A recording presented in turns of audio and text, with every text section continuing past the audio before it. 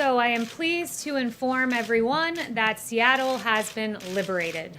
The Capitol Hill Autonomous Zone, otherwise known as Chaz, I think they switched their name to CHOP, but I'm told they went back to Chaz, was a failed 4-week Democrat experiment by the radical left, and the results are in. Anarchy is anti-American. Law and order is essential. Peace in our streets will be secured. While the Democrat mayor of Seattle proclaimed that Chaz was to be, quote, the summer of love, in fact, it was not. And other failed Democrat politicians also remained passive or even silent in the face of anarchy. But while that happened, President Trump set the tone. Law and order must prevail to preserve peace in our streets. The president is not the Democrat governor of the state of Washington. The president is not the Democrat mayor of Seattle, but nevertheless, the president must lead by example and be prepared to act in the face of failed Democrat leadership, which is what we saw in Democrat Seattle and Democrat Wisconsin. President Trump has always stood on the side of law and order, and we are pleased to report that law and order has prevailed and Seattle has been liberated from the anarchist. In President Trump's America, autonomous zones will have no sanctuary. The BAZ, B-H-A-Z, which stood for the Black House Autonomous Zone across from the White House, was swiftly dismantled. 100 anarchists were arrested for rioting and destruction of federal property here in D.C. I believe that number is now above 300. 4 men have been charged in federal court for attempting to tear down the statue of Andrew Jackson in Lafayette Square, and there are 200 open domestic terrorism investigations. You contrast the president's vision of law and order to that of the failed Chaz experiment and anarchy. And here's what you find in the failed Democrat experiment that took place out in Seattle. The Seattle Times said the shooting at Seattle's CHOP protest tragically killed a 16-year-old boy, leaving a 14-year-old seriously injured. That's what happens in an autonomous zone. The police chief, Carmen Best, who did a marvelous job winding down the CHOP zone, noted that CHOP has become lawless and brutal and enough is enough, and she took action. According to reports, quote, police also investigated several vehicles circling the CHOP zone with people inside carrying firearms and wearing body armor. This was no, quote, summer of love, as the Democrat mayor in Seattle said. And President Trump compelled action. He has said, take back your city now. If you don't do it, I will. He has said this is not a game. These ugly anarchists must be stopped immediately, move fast.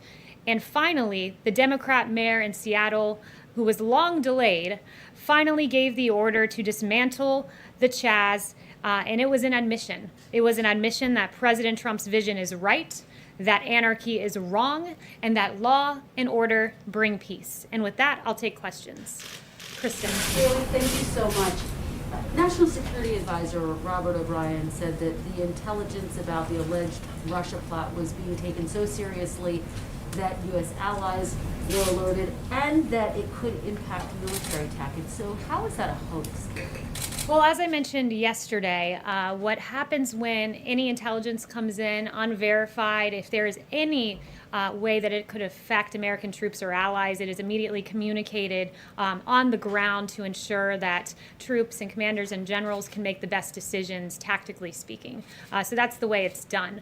But what I would say is at the same time, until there's a strategic decision for the president to make, until it is verified, it is not briefed up to the president of the United States. That's how intelligence works. Is he angry or frustrated or upset about the fact that he was not in the loop on this when members of Congress were briefed and U.S. allies were briefed?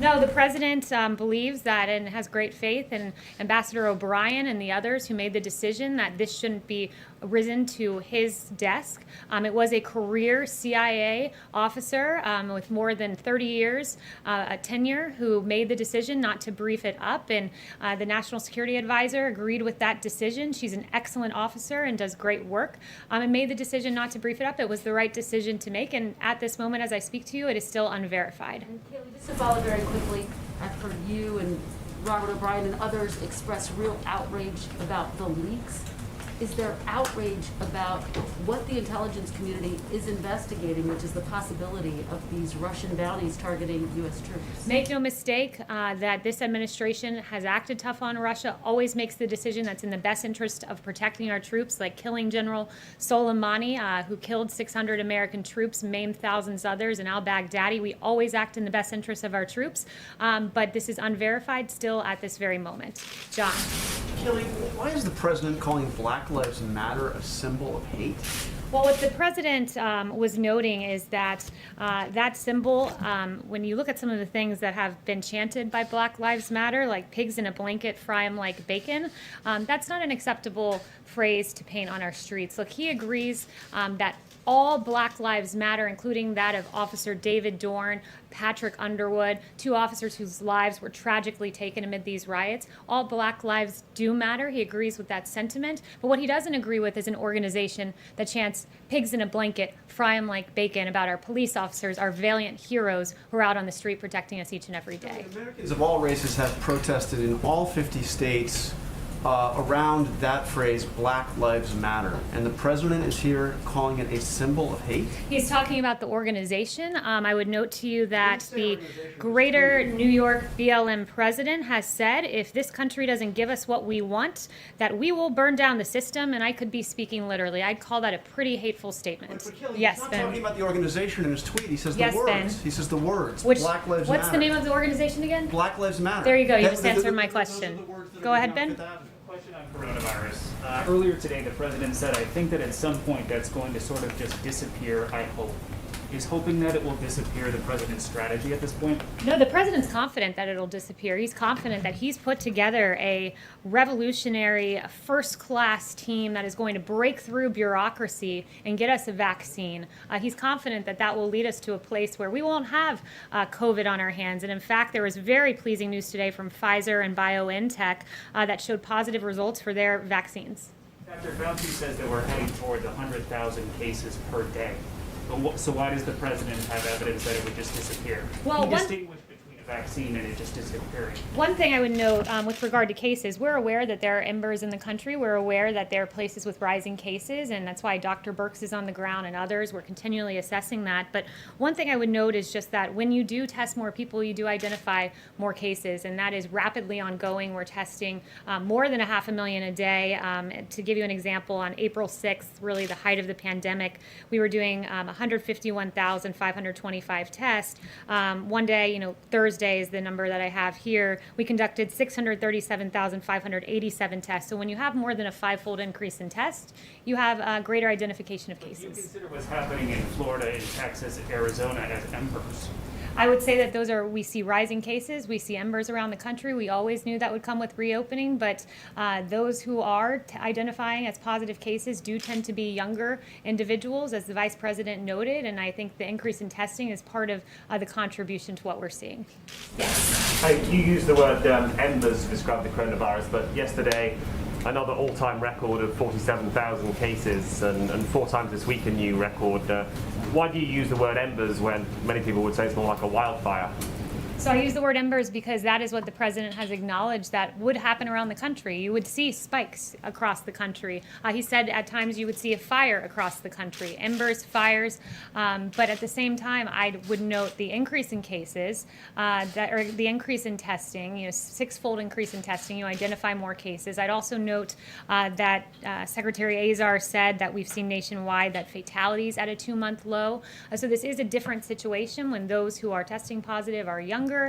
We have increased tests. We're aware where there are surges. That's why Dr. Birx is on the ground. But we believe we are equipped to handle what we see on the horizon. Has the president made a conscious decision to talk less about the virus? I think in his town hall with Sean Hannity, someone measured it was only 3 minutes that he discussed it. He tweets about it far less often than he used to. The president is not focused on talking, he's focused on action, and his administration has taken historic action with regard to the coronavirus. We have an excess amount of PPE, surge, we have a huge amount of ventilators in the stockpile, things that could never be done, we were told, have been done under this administration, testing more than 600,000 a day.